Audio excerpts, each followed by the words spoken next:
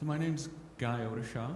I'm going to do the Sunday service this morning, and we're going to continue in a series of talks that I'm doing.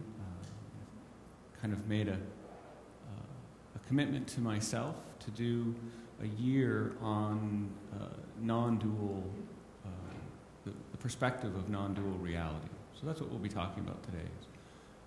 What is that, and how do we begin to try and make that have some application in our life?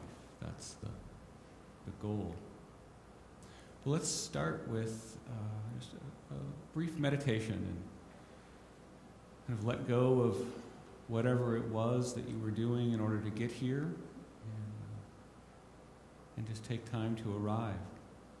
So whether you want to meditate or pray or centering prayer or contemplation or contemplate what you're going to have for brunch after the service, either way, but we'll just spend some time quietly together.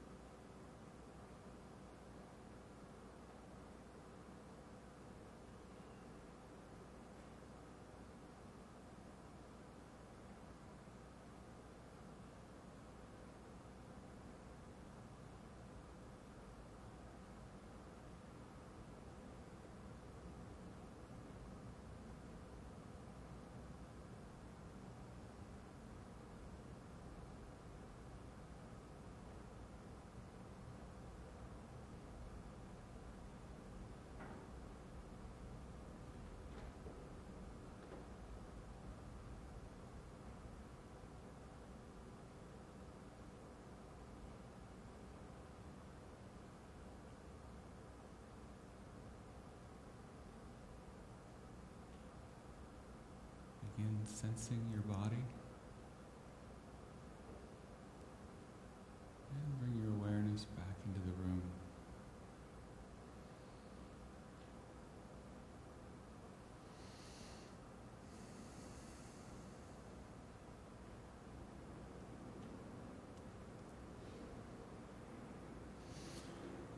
So I want to start this morning with an old story, straight from the traditions.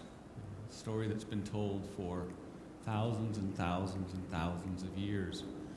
And if you read Buddhist Dharma, or if you read the Hindu teachings, you've probably heard this story many times. So I invite you, whether this is the first time you've ever heard it or the 100th time you've heard it, to just settle into it and hear it again today for the first time. So the setting is ancient India. And a couple come home late in the evening, come into their house. The wife lights a small lamp, and she sees in the room a snake. And she jumps back in fear, grabs her husband, screams, "Snake!"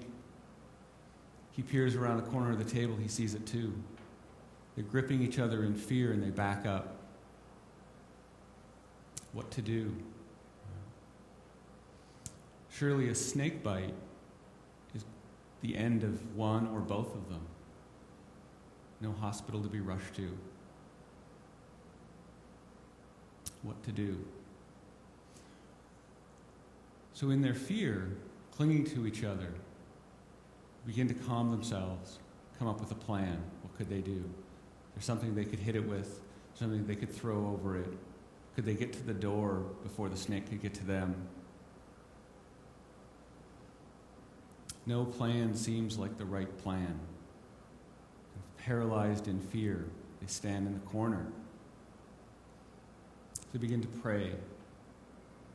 Pray for some intervention. The snake will change its mind and slither out the same way it came in, leave them alone. They begin in seeing that the snake is not going anywhere, staying in the middle of the room, apparently poised to attack. They confess their love to each other. It's been a good life. I hope it's me and not you. They talk about all that they won't get to do, the family they'll miss, the life they won't get to live. Angry that this could happen, scared of what will happen, hopeful of what might happen. And so all night they spend in this place, in fear and in hope and in anger, grief. Slowly, sun begins to rise, dawn, light begins to fill the room. And they realize that the snake is not a snake, the snake is a rope. And that none of what has just passed in the hours before was real,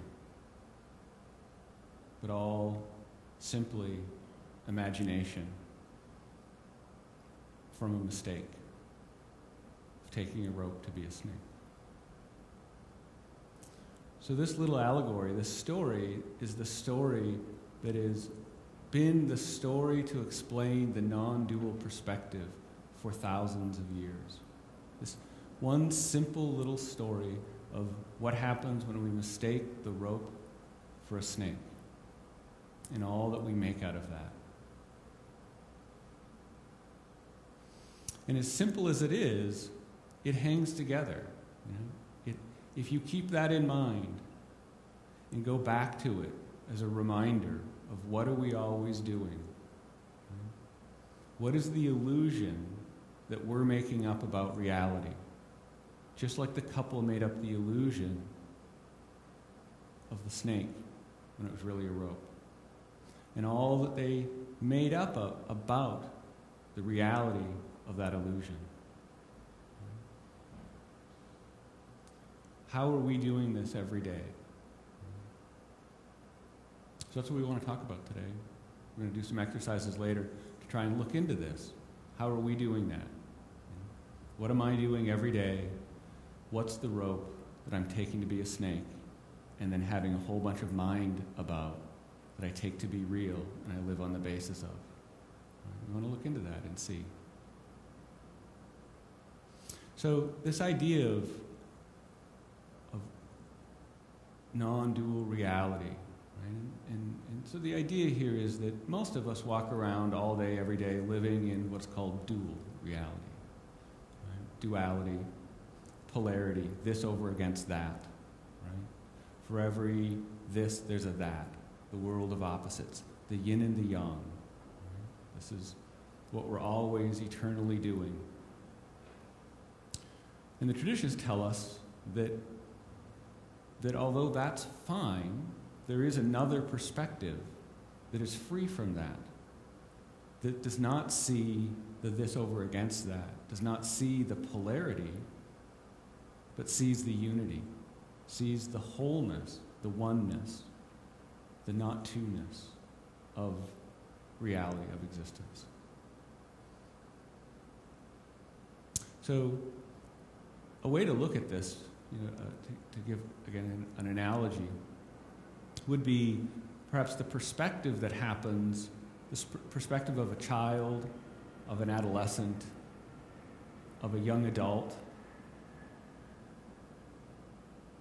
let's say of a new parent, a grandparent, and a great-grandparent. And the change in perspective that happens as you move along that. And hopefully, if things are going well, what you're gaining is some life experience and some wisdom, so that the adolescent has a broader perspective than the child, the young adult has a broader perspective than the adolescent, the parent a broader perspective, and the great-grandparent an even broader perspective, more wisdom, more life experience. They can see more of life and understand it.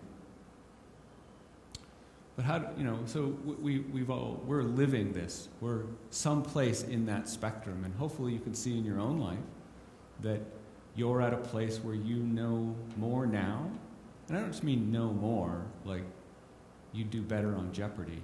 That's not the knowing I'm talking about. But you understand more about the world and how things go now than when you were 11. Right? I'm hoping that's the case. Pretty sure you can all relate to that. And see that there were things that you thought when you were 11, that you knew how it was in the world, that now you see were perhaps a little shallow, lacking in a depth of understanding. There's nothing wrong with the 11-year-old, you, who had that perspective. There's nothing wrong with that. It's just there was a lack of depth that you now have. It can be, so that we can do pretty easy. It can be a little harder for us to take that where we are now, that there is a somebody who has more depth than I have now. Right? And isn't this the kind of the chronic problem with receiving counsel from our elders? Is unless they're helping us do what we already want to do, we kind of don't really want to listen to what they have to say, because we know what we know and we believe what we believe and we believe that we think that we know, and then the opposite about them, like they don't know. I mean, that's all fine, that worked for you, but that's not how it's going to be for me, right? So we kind of have this way of refusing their wisdom. So, it's just good to notice that this happens. Just in a very normal, if we just talk about kind of normal reality, this happens. Right? That there is this migration from a lesser perspective, a more narrow perspective, to a broader perspective within your own life, but also within people. Right? There are people who just have a broader perspective. And that's true. Right? It just is. And thank goodness that there are such people that can help us see what we can't see ourselves. So the same thing is true, but if we go beyond just people, right, to say that there are these perspectives on reality, right, that are given different names, but the way it's been translated out of the traditions into English, or the words that are used are gross, subtle, causal, and non-dual. So these are perspectives. Right? So gross is a certain perspective that we would say is perhaps, in our analogy, closer to the perspective of the child. And subtle is a larger perspective, and causal is even a larger perspective, and non-dual is the idea being it is the largest perspective, the all-inclusive perspective. And that we move along the spectrum of consciousness from gross to non-dual. And as we move, our perspective expands. What we know and perceive and can relate to in reality grows as we move.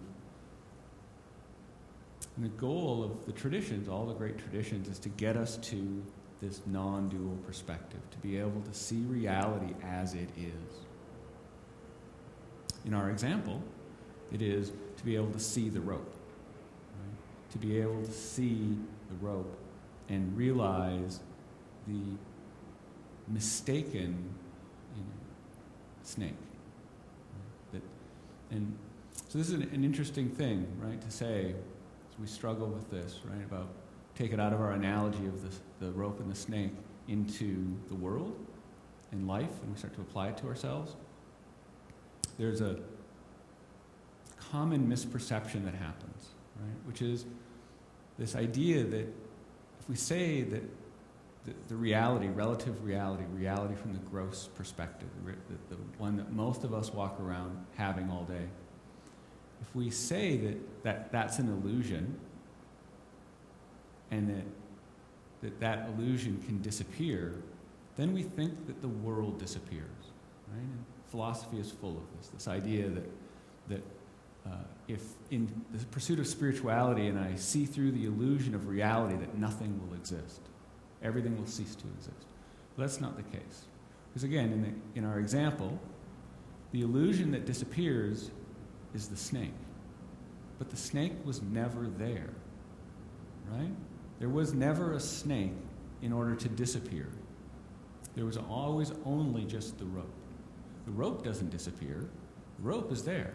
That's actual, right? There's actually something there. It's just the illusion that something was something else. So all that goes away is the mistaken object, that which never was. Right? So this is true as we change our perspective from a gross to a subtle to a causal. Right? That reality doesn't disappear. There is a reality that's out there. There is a substratum of a reality. There's a something which we are constantly having an illusion about. We're in a case of mistaken identity about it. We're caught in this kind of magic trick, taking the illusion to be reality. So as we see through that, we just stop seeing the illusion. We realize that the illusion was never there. So it doesn't really go away like the snake. There was never a snake, so the snake can't go away. You see through it. And you realize that there's just a rope. And this is how it goes for us as we change. So, important to keep that in mind as you work on this in your own life, because the mind will struggle with this.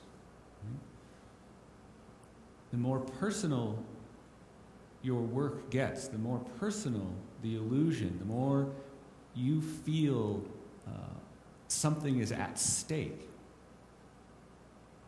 the more your mind is going to play tricks on you. And this is, again, where this nice, simple example of the rope and the snake comes in, and you just remind yourself, right, the snake was never there. It's just a rope. And then you can apply that to a more complicated situation.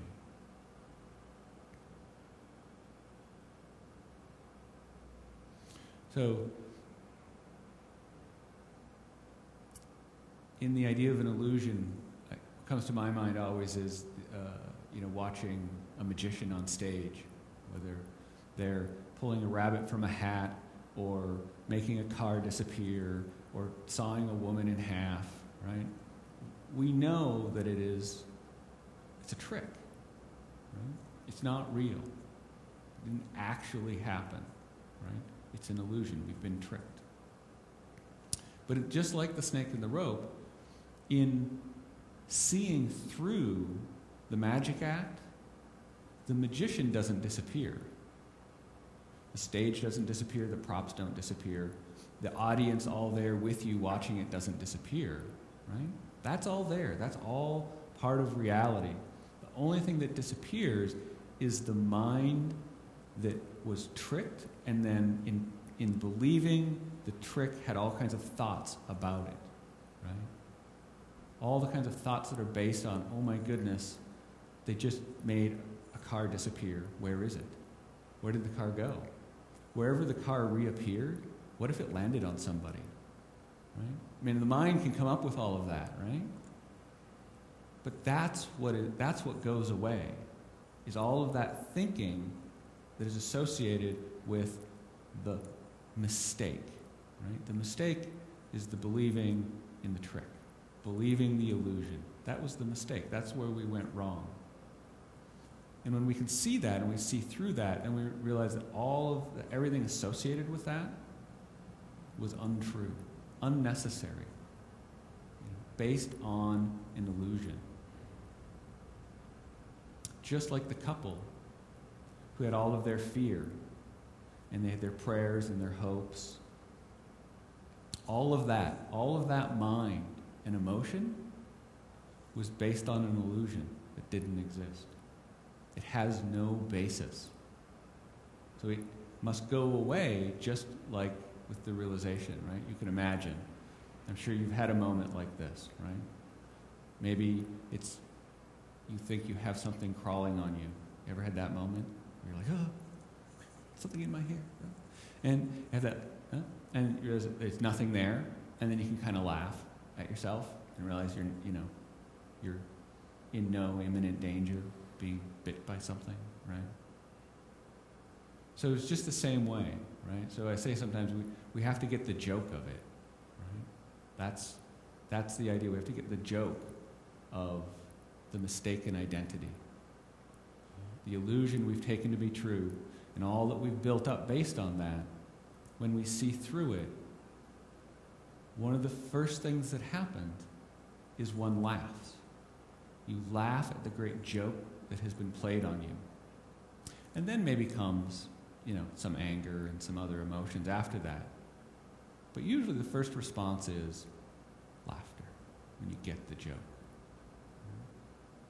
So that's what we want to do. We want to try and get the joke of our constant mistaken dual reality, and the this over against that, and that all of the arising of our mind, all of the emotion we put into it, that we take that to be real and true.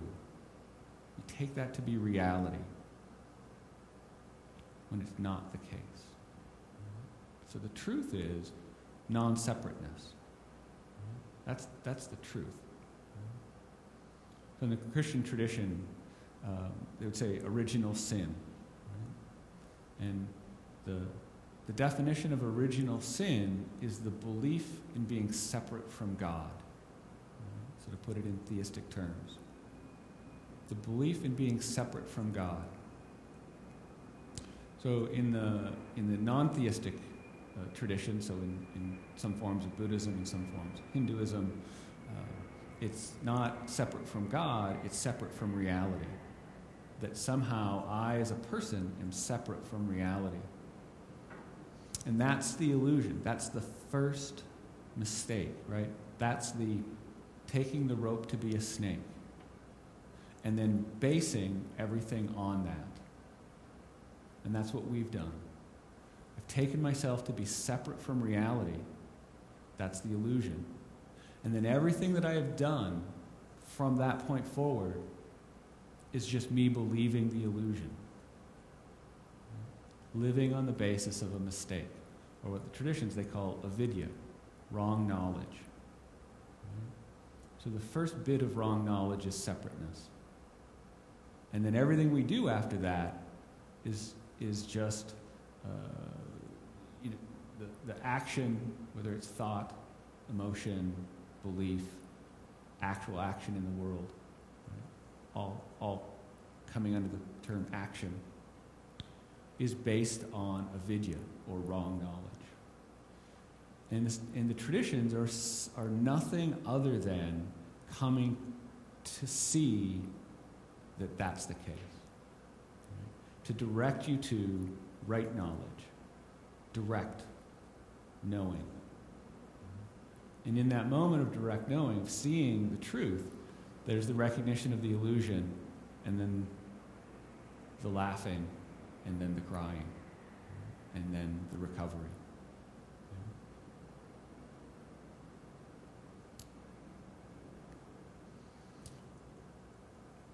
So I want to take some time this morning. We're going to take a little bit more time than usual to do some exercises. We're going to get a chance to see if you can find this in yourself.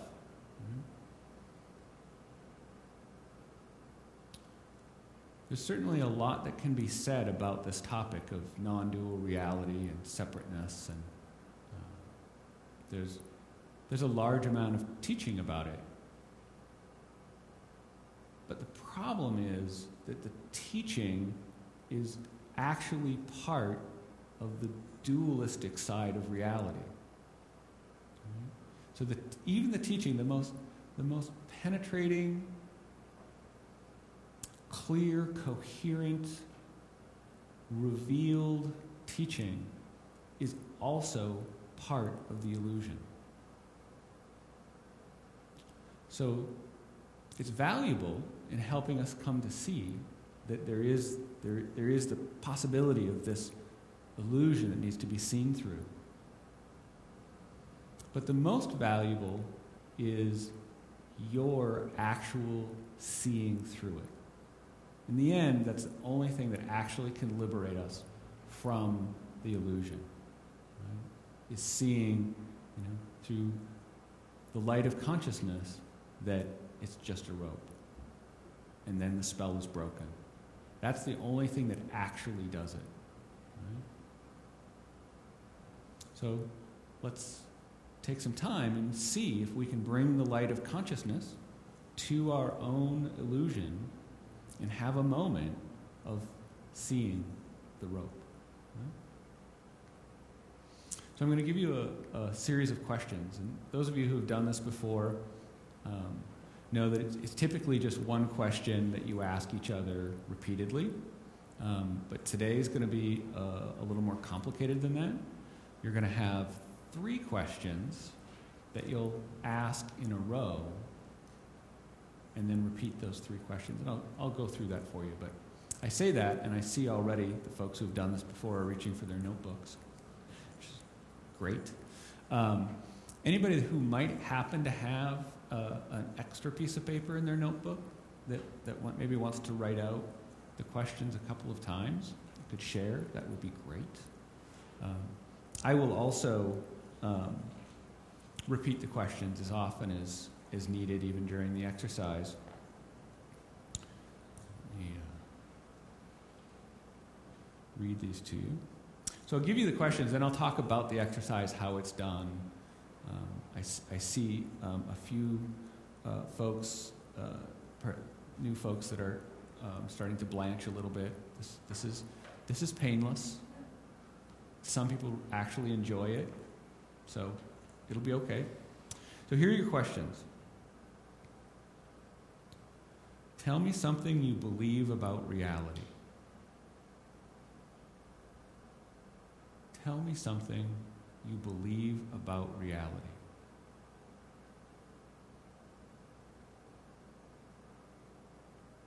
So this is your version of the snake. Right? This is what you're gonna give, something you believe about reality. It's already an illusion. So that's the snake. What do you make out of that? It's the second question. What do you make out of that?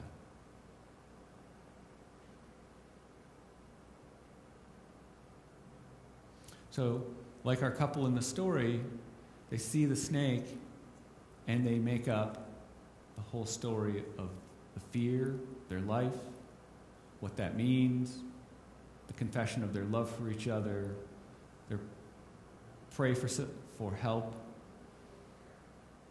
making arrangements for their death, missing the family that they're not going to get to see in the event of their imminent death. This is what they made out of that, right? So this is what you'll look to see. What do I make out of that? Whatever your particular piece of reality that comes up is. Third question. What if that were not true?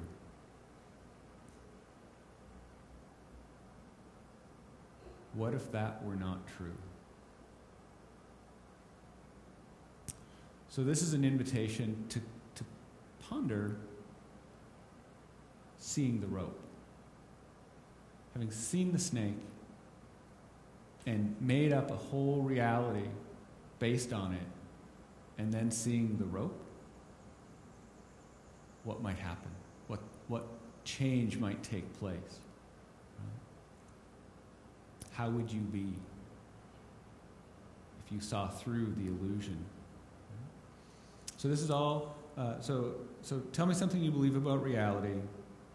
What do you make out of that? What if that were not true? Those are the three questions. And the way you'll do the exercise is you'll get into groups of two. There'll be a certain amount of time given for each person, right? And we'll keep the time. I'll keep the time, so you don't have to worry about it. So one partner will go first, and you'll ask your partner the first question. They'll answer. You'll ask them the second question. They'll answer. You'll ask them the third question. They'll answer. You'll say thank you, and then you'll ask them the first question again, and then the second question, and then the third question, and then you'll say thank you. And you'll do the same thing. So we call it a repeating question, only in this case it's repeating questions. Right? And then when the time is up, and again I'll have a timer, I'll let you know it's time to change, and the other person will ask the person who was just doing the asking the questions again. First question they answer, second question they answer, third question they answer, you say thank you, you ask the questions again. Right? So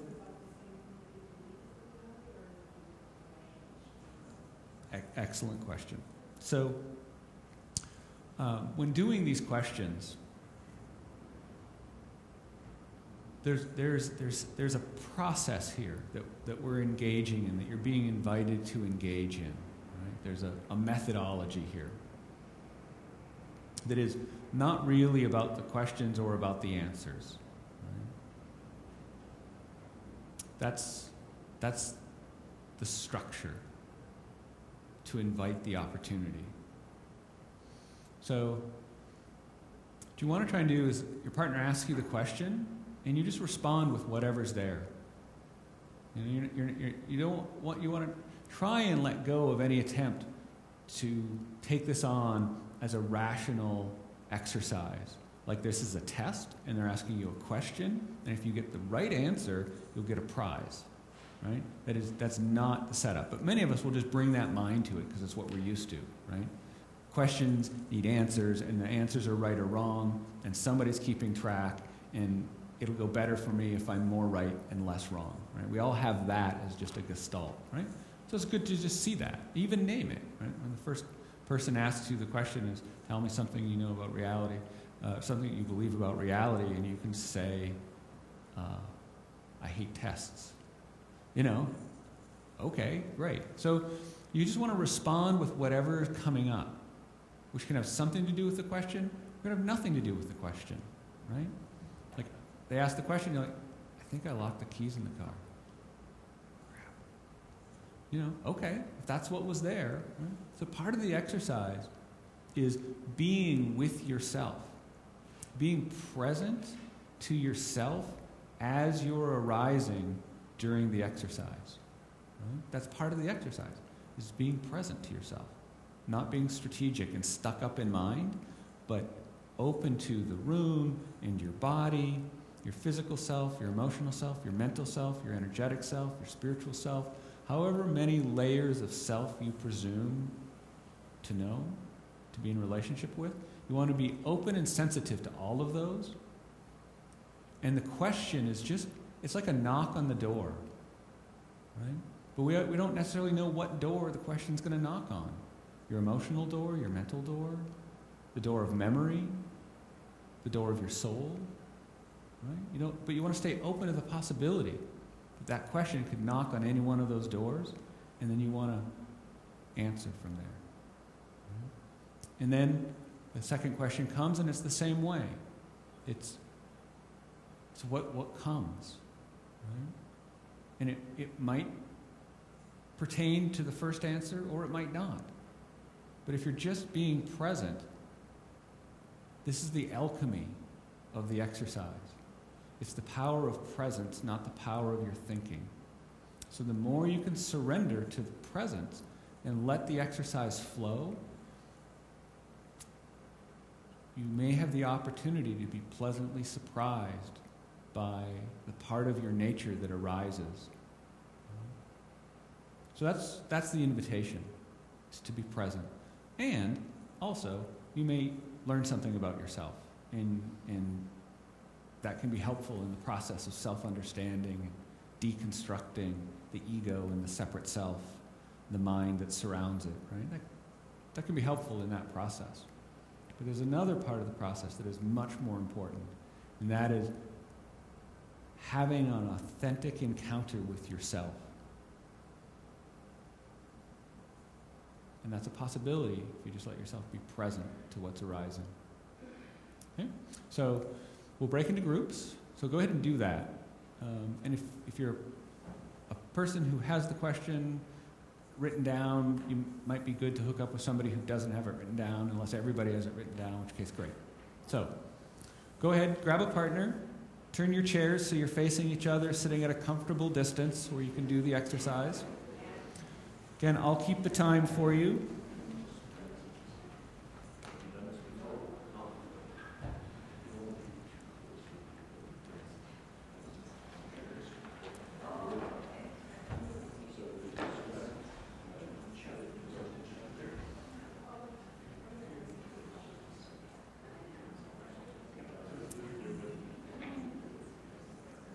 Good. Equal number, except for somebody who ran away. I'm happy to be an extra person. I'm going to time, but the timer isn't running yet. But okay. Does everybody have a copy of the questions? You have a copy? Do you guys have 2 copies? You have 3 copies. Okay, looks like we're gonna get a copy to. What do you get for it? Cookie? There we go. Perfect.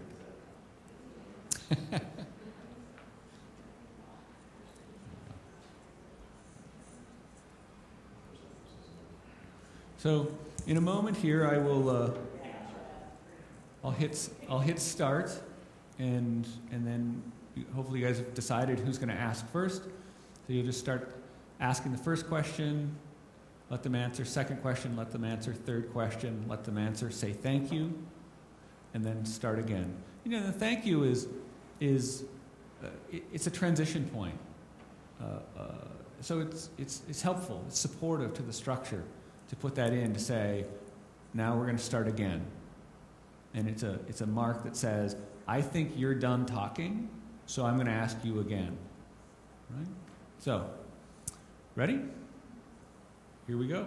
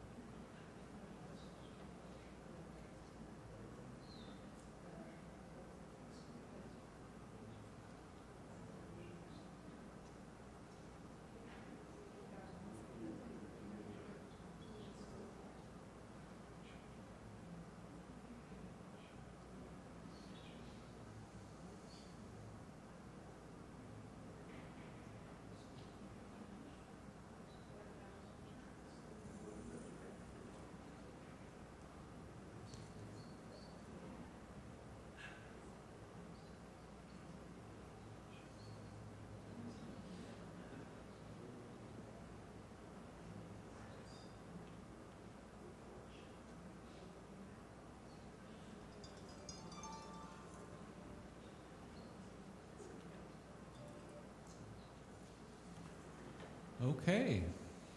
So now the other person will ask the three questions. Okay. Away you go.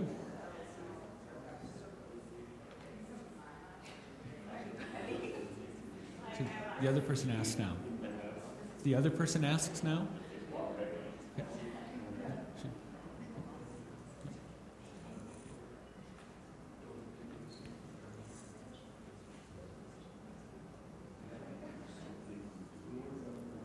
Oh, yes, it should have been just you asking and then just you asking. So.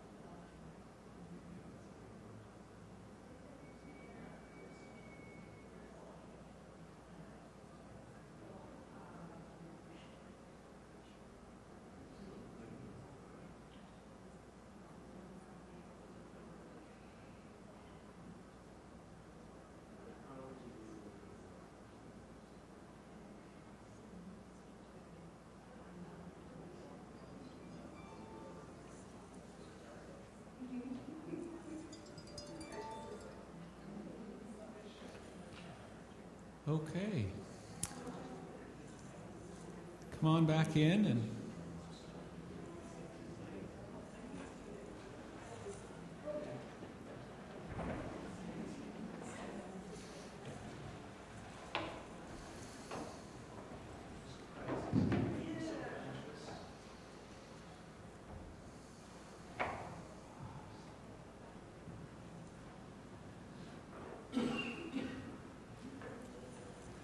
so, what did you learn about yourself or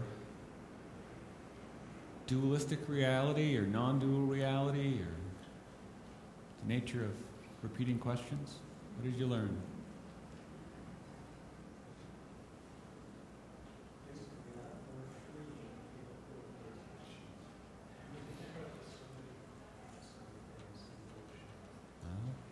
Okay, so did you feel like the question helped, or the process helped you find some really?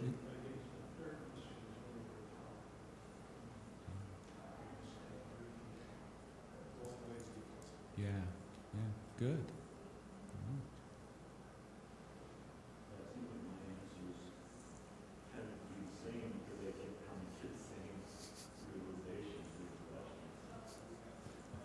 Good, thank you.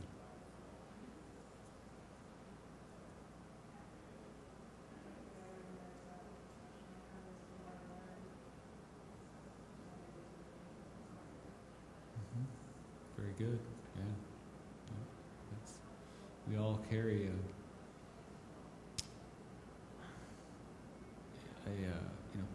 kind of congressional library-sized data bank of what we call ordinary knowledge, things we think we know. It's good to see that that's the case, and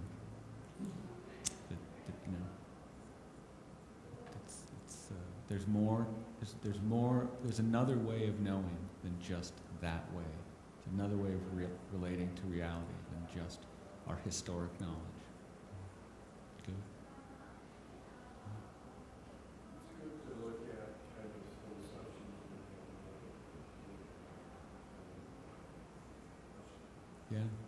Yeah, I agree. Yeah. So you feel like you were able to have a few of those kind of operating assumptions come up, and oh yeah. Yeah. Good. Yeah. And I was able to kind of confirm some and maybe question others. Great. Okay. Good. So a few places where there was like, oh, I think that's maybe not a snake; it might be a rope, and a few places where you're like, nope, that's a snake. Yeah. Okay. Good. Yeah.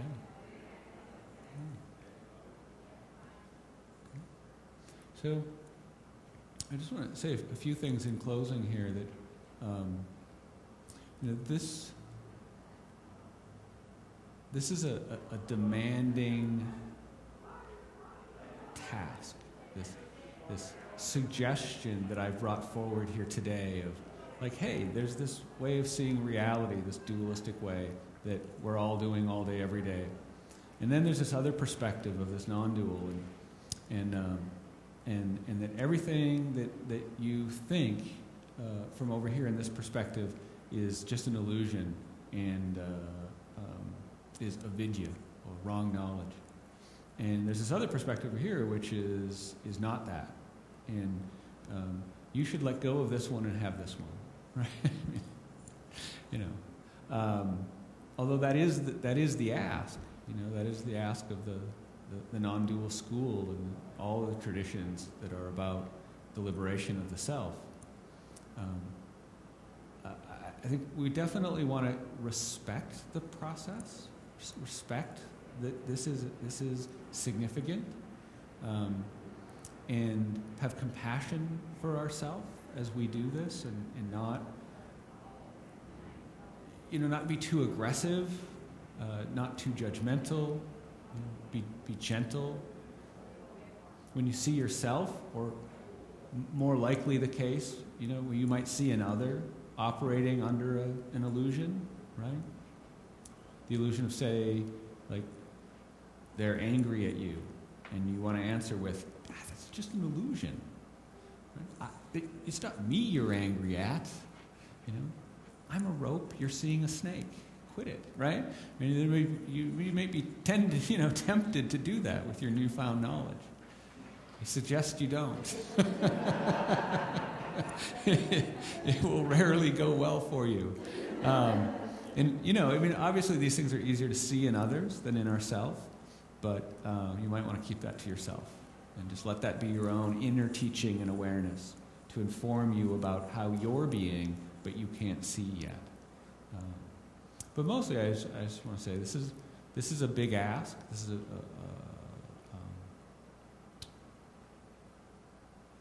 it is one of the most revered teachings, the non-dual teachings, and we don't see it much in popular culture, and for good reason.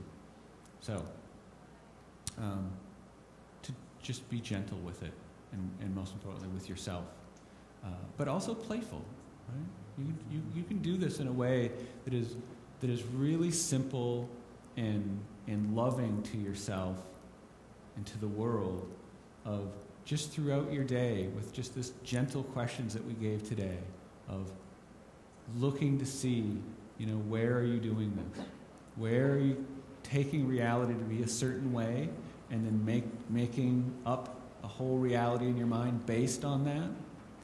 And then you could bring to that just not what if, right? What if that's not true? Because that's a really gentle way, but it allows like an either or, right? The better way is just, it's not true. Like, you can just assume that you're doing it. You can skip right past the what if and just go to, where's the illusion here? Where am I doing this? And just moment to moment throughout your day. And just slowly and gently undermine the momentum of the separate self. And in slowing that momentum, becoming degrees of free from it, it creates a space in which you could then see actual reality. If you start to slow the illusion, create a space where you could have an actual encounter with reality. And, that's it. That's the process, just like that. So thank you all for coming. It's a delight to chat with you. Gary.